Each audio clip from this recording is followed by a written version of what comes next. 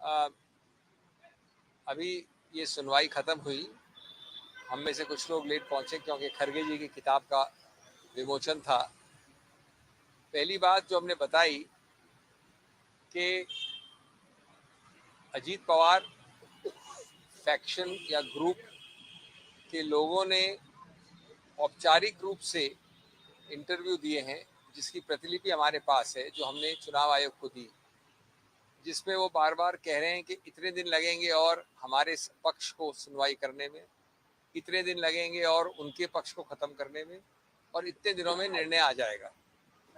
इस प्रकार का पूर्वानुमान हमने चुनाव आयोग से कहा ऋणात्मक है, भर्त्सना योग्य है, बिल्कुल नहीं होना चाहिए। चुनाव आयोग ने दोनों पक्षों को ये कहा है कि इस प्रकार का प्रिजम्पशसनेस नहीं हो सकती। उन्होंने ये भी प्रत्यारोप लगाया दूसरी तरफ ने कि हम प्रेस कॉन्फ्रेंस करते हैं। हमने स्पष्ट कर दिया कि पवार साहब के साथ हम हमेशा आपको सिर्फ दलील का संक्षेप में विवरण करते हैं, क्या दलीलें थी 1 2 3 उसका विवरण करते हैं। हम ना आक्षेप लगाते हैं और न ये कहते हैं कि चुनाव आयोग इतने दिनों में निर्णय देगा, इतने दिनों में नहीं देगा। ये घृणात्मक है, भ्रष्टा योग्य। और आज चुनाव आयोग ने इस प्रकार की चीज के लिए सब लोगों को चेतावनी दी है। दूसरा, मेरे मित्र मिस्टर कामत ने दलील की कि कई उच्चतम न्यायालयों के निर्णयों के आधार पर उन्होंने निर्णय साइट किए, जिसके अंतर्गत हमारा कहना है कि चुनाव जो पार्टी के अंदर चुनाव हुआ है, जो पार्टी का इलेक्शन हुआ है, उसको चुनाव आयोग के समक्ष सिंबल वाली अधिकार क्षेत्र या प्रोसीडिंग में चुनौती नहीं दे सकते। सिंबल प्रोसीडिंग्स में आप इन चीजों पे चुनौती नहीं कर सकते कि चुनाव उस पार्टी का सही है या गलत है। ये दलील थी हमारे पक्ष से। तीसरी दलील थी हमारी कि जितने भी चुनाव हुए हैं, जिसकी शुरुआत पिछली हियरिंग पे हुई थी इस एनसीपी पार्टी में, जिसके सर्वोच्च पदाधिकारी श्री शरद पवार जी हैं, उन सब चुनावों में इन्हीं लोगों ने, श्री अजीत पवार ने, श्री प्रफुल्ल पटेल ने, जितने भी ये लोग हैं, इन्होंने पूरी तरह से हिस्सा लिया। कभी कोई विरोध नहीं किया, कभी कोई ऑब्जेक्शन रेज नहीं किया, और इतने वर्षों से, लगभग 20 वर्ष से ज्यादा चुनाव में भाग लेने के बाद आज ये आरोप प्रत्यारोप लगाना चुनाव आयोग में कि ये चुनाव ही गलत है, न तो ये अनुमति है इस चीज की कानून में उच्चतम न्यायालय की, और न वो अपने कॉन्डक्ट से, अपने व्यवहार से कर सकते हैं। और तीसरा, हमको ये भी हमने बताया कि जो संविधान है एनसीपी का, और जो संविधान में जितने भी प्रारूप हैं, जितने भी प्रावधान हैं, किस प्रकार से सभी चुनाव उन संवैधानिक प्रावधानों के अनुसार हुए हैं, उनके उल्लंघन में नहीं हुए। और अंतिम पक्ष जो रखा हमारी तरफ से, दलीलों का मैं समक्ष आपके सामने रख रहा हूं। जो आखिरी रखा वो ये था कि टेस्ट क्या होना चाहिए, इस चीज को निर्णय करने के लिए कानूनी टेस्ट क्या होना चाहिए। कानूनी टेस्ट कभी भी सिर्फ विधायिका में इनके नंबर ज्यादा हैं, मेरे नंबर कम है, ये नहीं चलता है। हमने दिखाया कि विधायिका में भी हमारे नंबर ज्यादा हैं, अगर आप सभी विधायिका लें, महाराष्ट्र की असेंबली, लोकसभा, राज्यसभा इत्यादि इत्यादि। लेकिन दूसरा, सिर्फ विधायिका का टेस्ट ही नहीं है कानून में। उच्चतम न्यायालय ने यह कहा है बार बार कि विधायिका का टेस्ट नहीं है। टेस्ट उतना ही आवश्यक है जो संगठन का टेस्ट होता है, जो संगठन की संख्या का टेस्ट होता है। तो ये 4-5 मुद्दों में हमने रखी है दलील। 4 तारीख को कामत जी समाप्त करेंगे और मैं अपनी बाकी जो बची हुई दलील है उसको रखूंगा। उसके बाद चुनाव आयोग दूसरी तरफ को सुनेगा। Friends, just to summarize our contentions, first and foremost, we pointed out to the Election Commission, the hearing of which just finished a short while ago, that the other side, the so-called Ajit Pawar group, is spreading canards and doing things which are completely impermissible, unacceptable, saying that the hearing will end in so many days, the judgment will come in so many days, They are being completely presumptuous, completely taking the Election Commission for granted, and we complained about this to the Election Commission. The Commission has warned everybody not to indulge in such activities. Specifically, they told us not to do that, and of course, this was done only by the other side. We have never done it, we don't believe in it, and we condemn the other side's activities in this regard. Secondly, the Commission uh, has said that the argument before them that everybody from the other side has willingly participated for decades, for over 20, 22 years, without protest, without demur, without objection. And today the same persons are objecting, and the case law on this was cited, namely on estoppel and prevention of the same point being taken, to which you have agreed.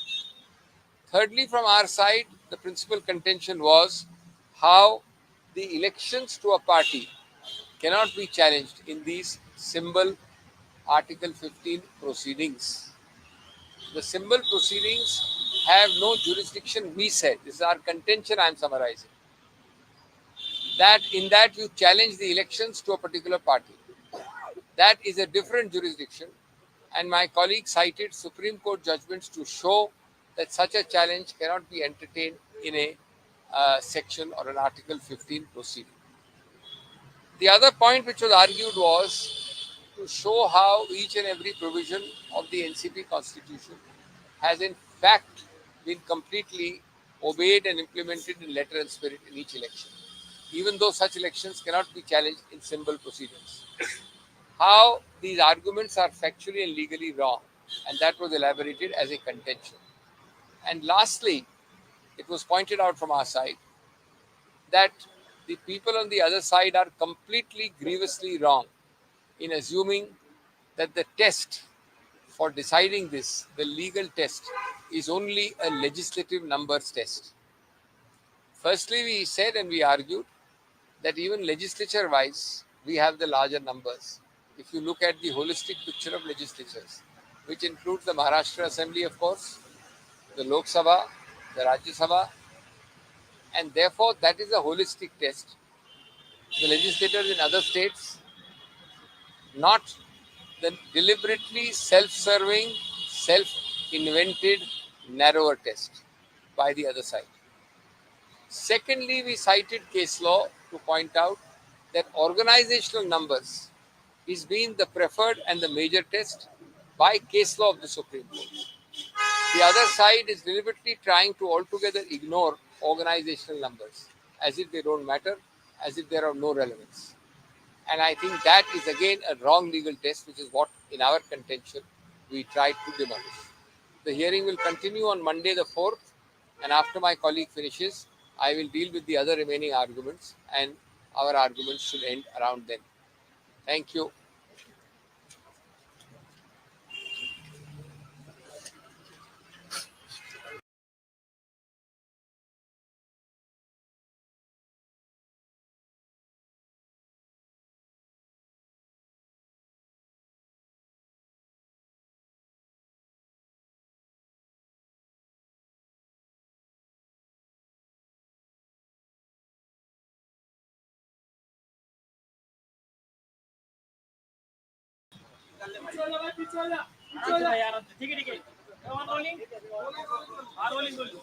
आज निवडणूक आयोगासमोर जवळजवळ 2.5 तास देवदत्त कामत यांनी आपलं म्हणणं मांडलं. त्याच्यामध्ये एक महत्त्वाची गोष्ट त्यांनी सामोरे आणून दिली, ती म्हणजे अजित पवार गटातील काही व्यक्ती अमक्या दिवसात आर्ग्युमेंट संपणार आहे, अमक्या दिवशी होणार आहे आणि निकाल अमक्या दिवशी लागणार आहे असं जाहीरपणे सांगत फिरत आहेत. हे निवडणूक आयोगाच्या निदर्शनास आणून देताच निवडणूक आयोगाने दुःख व्यक्त केलं की अशा प्रकाराने कोणीही वागू नये, तुम्ही पण वागू नका आणि कोणीच वागू नये. आमच्याकडनं कधीच असं झालेलं नाही. त्यामुळे जे चुका करतात त्यांची कान उघडणी निवडणूक आयोगाने केली. आज देवदत्त कामत यांनी आपला जेव्हा विषय मांडला तेव्हा त्यांनी 78 सालापासून PA संगमान पर्यंत सगळे जजमेंट्स बाहेर काढले. त्यांनी ब्रह्मानंद रेड्डी विरुद्ध इंदिरा गांधी,